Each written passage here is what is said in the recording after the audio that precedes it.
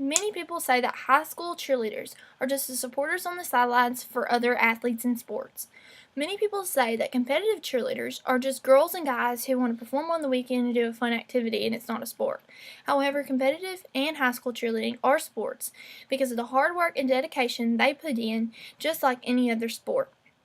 Today, I'm going to prove my point as to why competitive cheerleading is a sport through 3 main points. The first point is that competitive and high school cheerleading involve physical activity. The second point is that cheerleading involves many injuries at some points. And the third point is my counter argument. The first thing I'm going to talk about is the physical activity in competitive and high school cheerleading. For an example, I'm going to show a picture of a basket toss.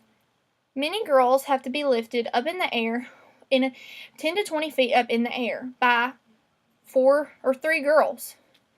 These girls can weigh the same weight as you or even heavier. So it's very hard. You have to use your legs and sometimes you have to use your arms, but mainly your legs. So you have to have really good physical strength. The second thing is that we do warm-ups before we ever practice. And when I was in competitive cheerleading, we would do wall sits, we do lunges, we do our tumbling passes, we do jumps, we do everything before we ever actually started practice.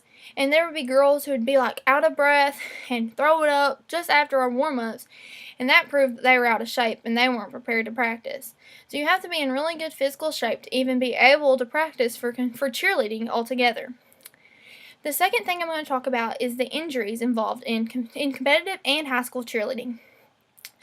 According to statistics, 60% of injuries involved for females in high school are cheerleading. 70% of injuries in college for females are involved in cheerleading, but cheerleading is still not proven as a sport.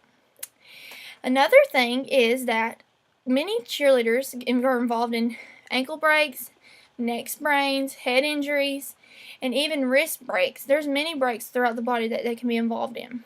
But cheerleading is not a sport. I've actually had many injuries through cheerleading. Now I'm going to talk about the counter argument. Many people try to say that cheerleaders do not practice as much as other people in sports. However, that's not true. Because when I was a high school cheerleader, we'd practice 4 hours every day after school, and sometimes longer, and even on the weekends, just for a performance at halftime or at a pep rally. In competitive cheerleading, we would practice twice a week, plus I was required a mandatory tumbling practice, and I was required to practice at home by stretching, doing tumbling passes, and even going over the routine. But yet, cheerleading is not a sport. Today, I talked about 3 main points to try to prove my point as to why cheerleading is a sport. I talked about the physical activity in cheerleading, the injuries involved in cheerleading, and my counter argument. I hope that one day cheerleading will be recorded as a sport. And maybe one day, all us cheerleaders will not be counted as weaklings, but we will be athletes in sports as well. Thanks for watching.